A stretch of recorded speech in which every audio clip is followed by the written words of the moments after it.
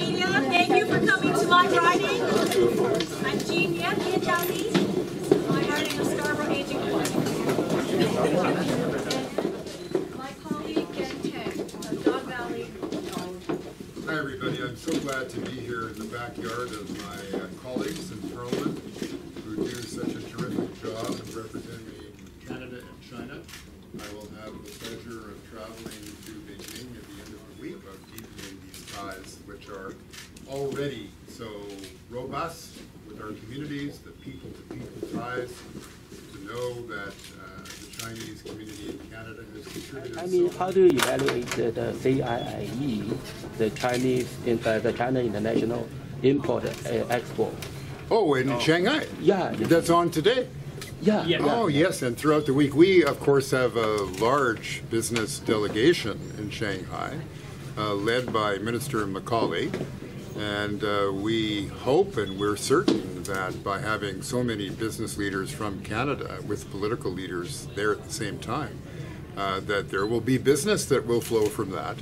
And you may know that along with Minister Morneau, we'll be leaving for Beijing on Friday to co-chair a very important meeting with political people, investors, because we want to make sure that every avenue is explored to deepen and broaden the relationship between Canada and China, which is a very important relationship for the government. Will the dialogue contribute to an effort to formulate the free trade agreement with China? Is it possible? There are all kinds of possibilities. We'll look at sectoral agreements. We'll look at deepening right across the very many sectors and industries where already we do business with China. We'll be looking at possibilities for investment back and forth between our two countries. It's interesting to know that the Chinese-Canadian population is 5% of our total, and the Chinese languages are the third most spoken languages after English and French in Canada. I mean, we have these very important relationships, people to people, family to family, and we know that there is a mutual interest to look at ways in which we can trade more, create more value, create more wealth, create jobs. That's what trade is all about. We sign trade deals, but why do we do it? We do it because it creates wealth. And so, when we create wealth, we create jobs for our people. What will be the topics of the talk? Topics will be investment and job creation and deepening the trade relationships at senior levels of government and with entrepreneurs, many of whom already have platforms in Canada. But we want to look at greater opportunities because we know that there are protectionist forces in the world. Canada is not part of that. You may know that we organized a meeting of 13 nations in Ottawa just last week, 2 weeks ago, to talk about reforming the World Trade Organization. And these are people who believe in liberalized trade, and Canada is doing its part by leading these conversations, and that's very important. So what will be the scale of this dialogue? How many people? Well, this is not a business mission. The mission you will see in Shanghai. This is ministers who are co-chairing a conversation with counterparts in China. So this is not to be judged by the number of people who are going. It's to be judged by the willingness of the government of Canada to send ministers to have these important conversations. So you will stay in Beijing only, or you will? Yes, just Beijing. And then it's part of a larger journey because I'll be with the Prime Minister in Singapore for a meeting of the ASEAN leaders, and then to Papua New Guinea for the APEC summit. This will be my third visit to China. I was in Beijing and Tianjin when I was Minister of Natural Resources to look at possibilities of exporting more Canadian lumber to China. And we think that that was a successful mission, and I'm very excited to go back for a third time. We'll start the free trade negotiation with the Chinese government. Not a formal negotiation, but these are exploratory talks. And there are all kinds of possibilities sector by sector. And we'll be looking at ways in which we can deepen these relationships that are already established. We have relationships that go back a very long time. I was with a good friend by the name of Hartley Richardson at a meeting in Ottawa the other day, who is the CEO of Richardson International, which is a grain company. And I said, Hartley, when did your family first do business in China?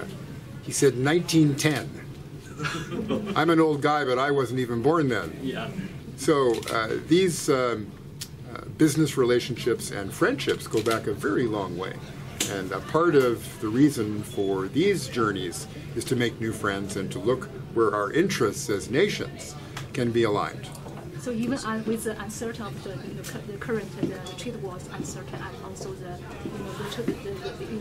trade war between the U.S. and China, there's two economics, economics too. So Canada is still open to China, and Canada is open to China. And to looking for the market diversity. Yes, because you know that the Prime Minister changed the title of my portfolio, that I'm Canada's first Minister of International Trade Diversification. Well, diversification means that we look to expand our export markets. We will always have a close trading relationship with the United States because of geography, history, culture, family connections, institutional ties, the supply chains that are so integrated. But we think that it's in the long-term interest of the Canadian economy and the Canadian people to expand our export markets. So regarding the LNG project, how do you think it's important for the China? Very important. Are you export to China? Yes, right? because as you know, Shell, along with investors from China and Malaysia and Japan, have committed $40 billion in investment in Canadian liquefied natural gas. And much of that product will end up in Asia displacing coal-fired power. This is good because of the jobs it creates for Canadians, because of the wealth it generates, and also because as citizens of the planet, we are making a very important contribution to reducing greenhouse gas emissions worldwide. So is this this dialogue leading to the reopening of the Canada and China trade talk? We're going with an open mind to see where these discussions ultimately will lead. We know that these conversations really have never stopped.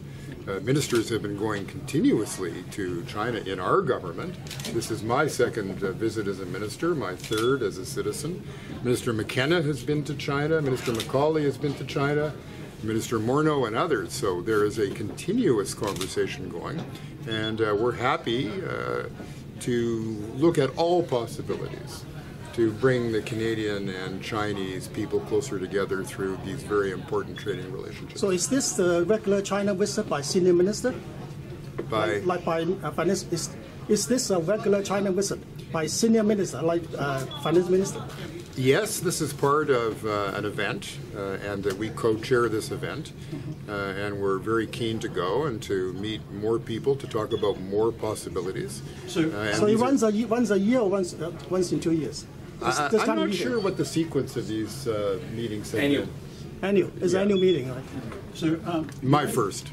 Yeah. So you mentioned the talk between Canada and China on free trade is exploratory so far. Do you think that after this dialogue that you and the minister on those completed, then the talks will come formal instead of exploratory? I can't predict that. We know that there is a willingness from the Canadian government to broaden and deepen the relationship with China. Because we think it's in Canada's interests and we believe it's in China's interests. Where ultimately these conversations will lead, I don't know. We'll see. Will the trade relationship between China and Canada be affected by the USMCA agreement? No, I don't. The clause says that when the three countries want to establish formal free trade negotiations with a non-free market economy, they have a responsibility to tell the others.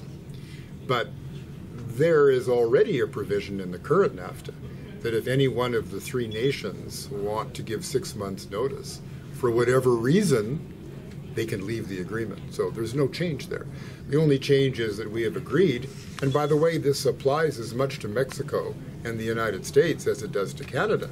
If we want to enter a formal conversation with a non-market economy, we have to inform the other two.